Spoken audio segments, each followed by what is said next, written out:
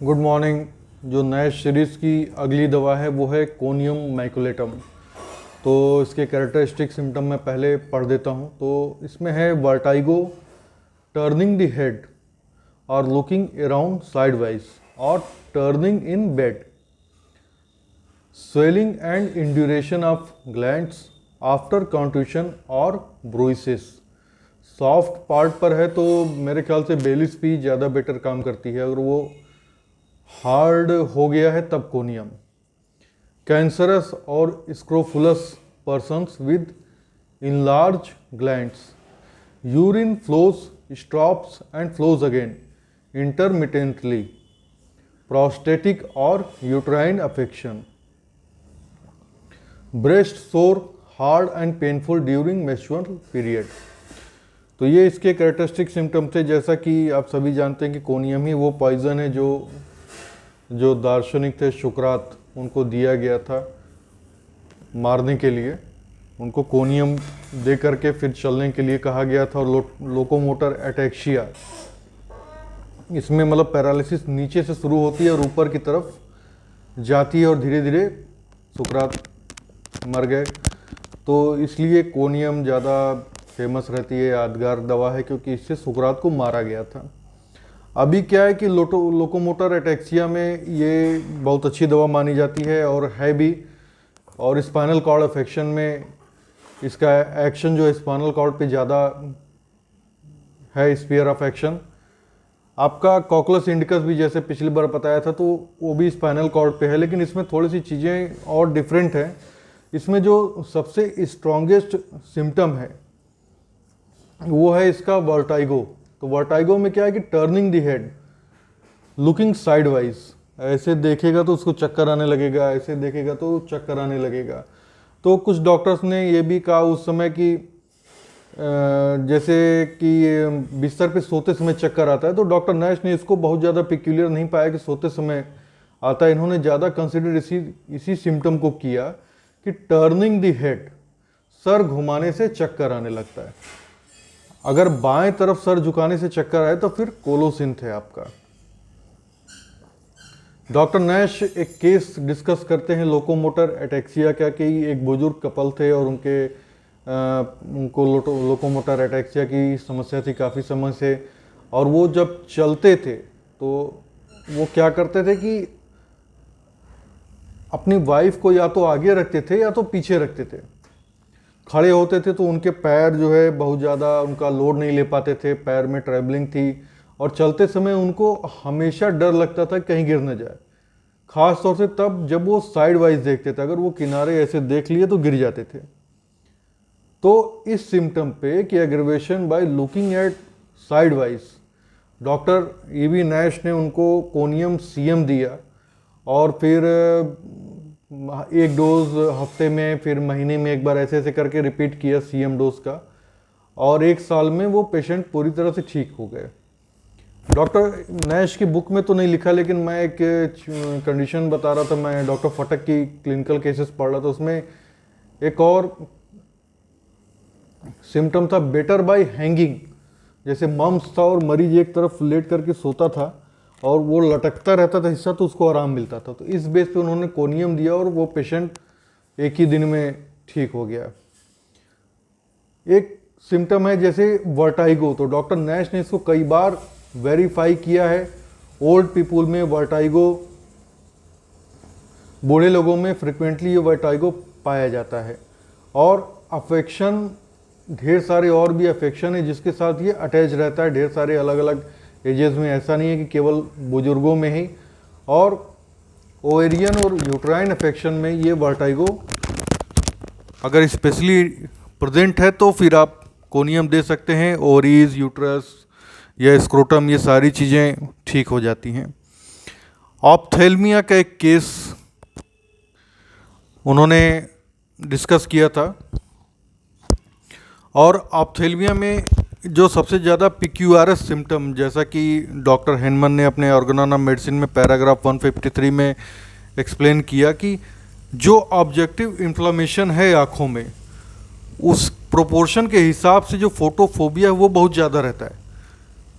Intense photophobia, out of proportion of objective inflammation, और मरीज को जो ये दिक्कत है वो रात को बढ़ जाती है, एक भी रोशनी की एक भी रे आंख में पड़ेगी तो उसको दिक्कत होने लगी, वो बर्दाश्त नहीं होता, दर्द होता है। आराम कैसे मिलता है? अंधेरे कमरे में, वो एकदम से अंधेरे कमरे में सो जाएगा, कोई रोशनी नहीं है तो उसको आराम हो जाएगा। और बेटर बाय प्रेशर। अब इसमें क्या है कि अल्सरेशन हो भी सकता है कॉर्निया में और नहीं भी। कॉर्निया आपका one of the best remedy है ड्रूपिंग या फॉलिंग ऑफ आईलिड्स के लिए। इसमें 3 दवाएं और हैं, जेल्सिमियम, कॉस्टिकम और सीपिया। स्वेलिंग और इंड्यूरेशन ऑफ ग्लैंड्स, टिंगलिंग और स्टिचिंग पेन होता है, ख़ास तौर से तब जब ये दिक्कत आई हो, जब चोट लगा हो या ब्रूइसेस गिर गया हो, उसके बाद अगर इस तरह की समस्या आई हो। ढेर सारे केसेस जो लम्प्स के, स्वेलिंग्स के या ब्रेस्ट में ट्यूमर है,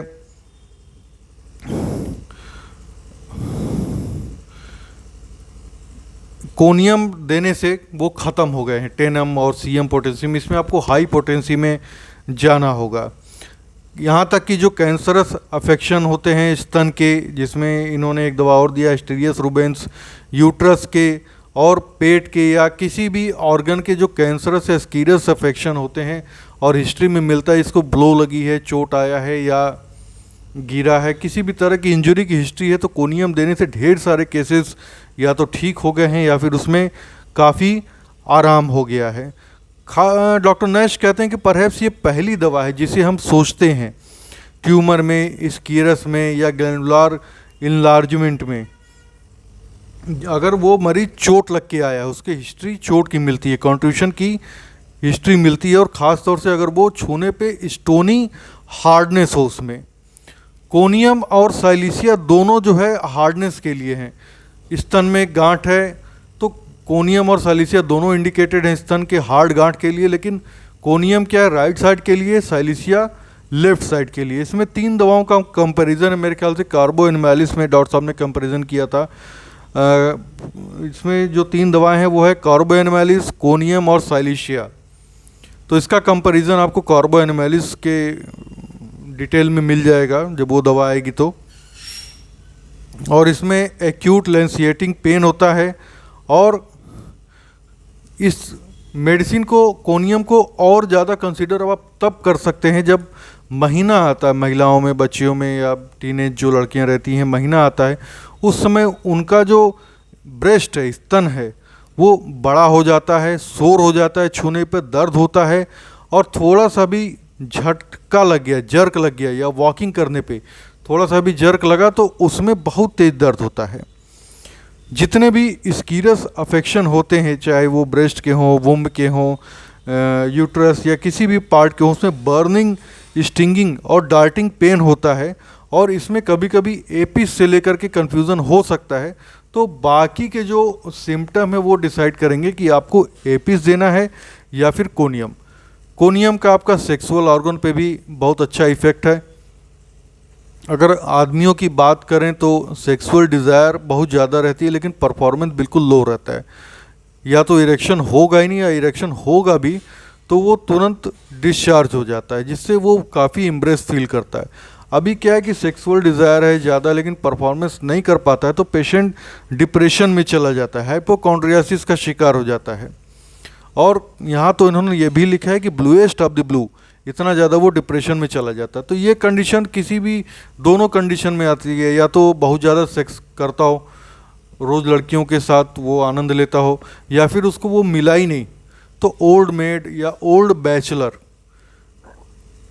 या तो सेक्स बहुत फ्रिक्वेंटली किया या हुआ ही नहीं, इनफ्रिक्वेंट या बहुत लंबे गैप पे। तो इन दोनों कंडीशन में ये समस्या आती है। प्रोस्टेटिक डिस्चार्ज भी इसका बहुत ज़्यादा होता है। अब जैसे सेक्स के बारे में ख्याल आ गया, या कोई दो फिल्म देख लिया, किसी के कोई लड़की बगल में आके बैठ गई, तो उसका प्रोस्टेट से डिस्चार्ज होना शुरू हो जाता है। इतनी ज़्यादा कमजोरी रहती है सेक्सुअल ऑर्गन में। प्रोस्टेट की बात करें तो इंटरमिटेंट फ्लो ऑफ यूरिन, ये बहुत ज़्यादा कैरेक्टरिस्टिक है, और ये ज़्यादातर प्रोस्टेटिक या यूट्राइन अफेक्शन में होता है। अब ज़्यादातर लोग इसमें सोचते हैं कि ये पैरालिसिस की वजह से होता है, लेकिन ऐसा नहीं है। ये एक पैथोलॉजिकल कंडीशन है जिसको एक्सप्लेन नहीं किया जा सकता, लेकिन होता है ऐसा। एक और कंडीशन है, सिम्टम है पसीने का। तो कोनियम पेशेंट को रात और दिन पसीना होता है, लेकिन कब ज़्यादातर होता है जब वो सोता है, यहाँ तक कि वो आँख भी बंद कर लेगा तो उसको पसीना हो जाएगा। आँख खुली ये जगह है तो पसीना नहीं होगा। सैम्बुकस नाइग्रा इसकी जस्ट रिवर्स है। यहाँ पे डॉक्टर एडोल्फ लिप्पे ने एक केस डिस्कस किया जिसमें वन साइडेड पैरालिसिस का केस है 80 साल के एक बुजुर्ग का, और वो तमाम दवाएं ट्राई करते गए, देखते गए, लेकिन फिर उन्होंने देखा, पूछा और बताया, पता चला उनको कि जब मरीज सोता है या बैठता है या अपनी आंखें बंद करता है, पसीना उसी समय होता है। और सिर्फ इसी बेस पे उन्होंने कोनियम दिया और वो पूरी तरह से ठीक हो गया, उनका मतलब कंडीशन ठीक हो गई। इसमें डॉक्टर वर्टाइगो पे डॉक्टर नैश जी ने एक छोटा सा एक पेज का पूरा एक्सप्लेनेशन दिया है जिसे आपको खुद ही पढ़ना होगा। तो ये अगर आपके पास है बुक और मार्क कर रखा है तो वर्टाइगो के सारे एक तरह की रिपर्टरी है जो आपके पास रहेगी, और turning left, turning right, turning up, turning down, या किस किस कंडीशन वर्टाइगो आती है वो सारी दवाएं इसमें मेंशन है। तो इसको एक बार बुक से भी ज़रूर पढ़िएगा। Thank you.